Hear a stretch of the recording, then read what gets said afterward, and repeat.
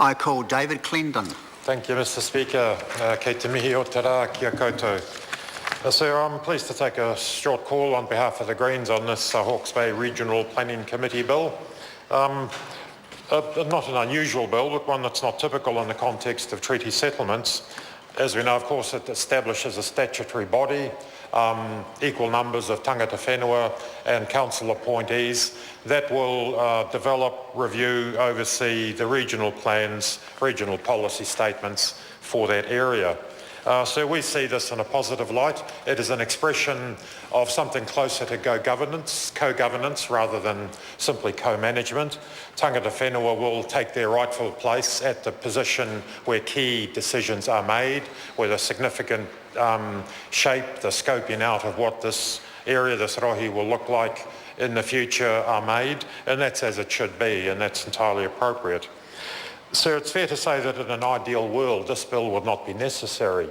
As in a former life, as an academic and a researcher around resource management, planning issues, I know very well that in the late 1980s there was a long and quite a deep conversation in New Zealand about land management, about planning, about managing our natural resources. We had something of a muddle of legislation, town and country planning laws, rivers managed as if they had no relationship with land and vice versa. It was an entirely unsatisfactory, unhelpful set of rules and regulation and indeed institutions that sought to manage land, water, the environment generally. So out of that conversation in the 80s, of course, evolved the Resource Management Act.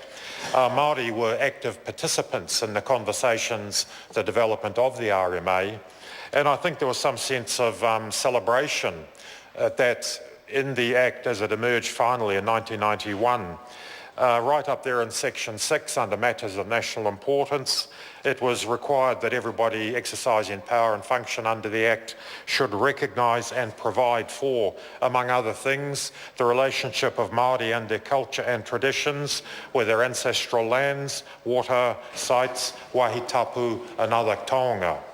Also with a protection of protected customary rights. This is language we'd never seen in legislation of this nature before, and it was seen as a significant step forward.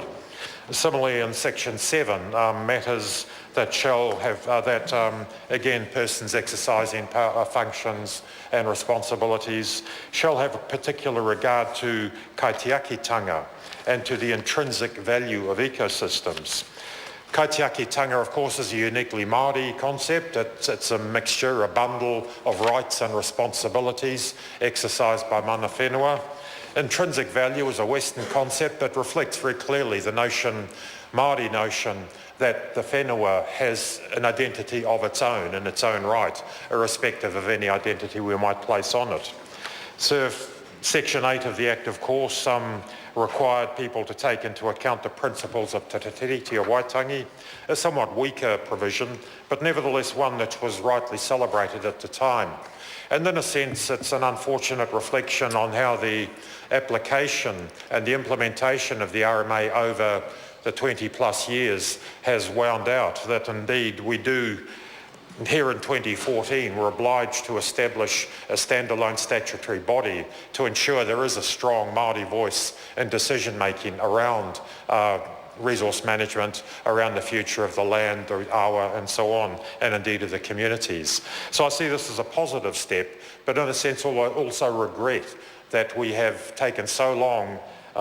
We've had legislation that potentially empowers iwi and hapu to be involved actively and in a very important and significant way in resource management decisions. But nevertheless, I think we've collectively failed to maximise that opportunity, the potential within the RMA provisions. But nevertheless, this is, as I say, a good piece of legislation. I must reflect on the fact my colleague Catherine Delahunty has today in fact been engaging, talking with the iwi authority in Ngāti Kahungunu, and she's voiced some concerns about the legislation and about the level of engagement with Kahungunu. And I would hope that as this bill progresses, that will be acknowledged and some of that put right. This is only second hand I'm hearing it, but I do feel I'm seeing my colleague nodding here, and her insight into Ngāti Kahungunu affairs would be significantly greater than mine. So one hopes that oversight will be seen to as this bill progressive. On that point, sir, as I say, I reiterate the Greens are happy to support this legislation and look forward to it ensuring that Māoridom has a rightful place at decision making in the Hawke's Bay region. Kia ora. Puta Parioni. Tēnā koe, Mr. Speaker, tēnā no tātou.